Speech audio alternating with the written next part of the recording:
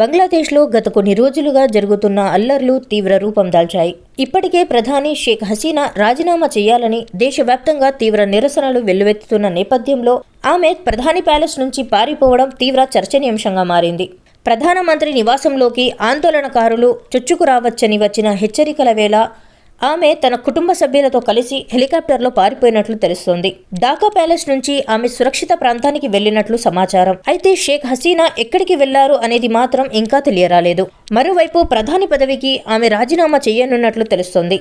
ఇక బంగ్లాదేశ్ను సైన్యం తమ ఆధీనంలోకి తీసుకునే అవకాశాలు కల్పిస్తున్నాయి.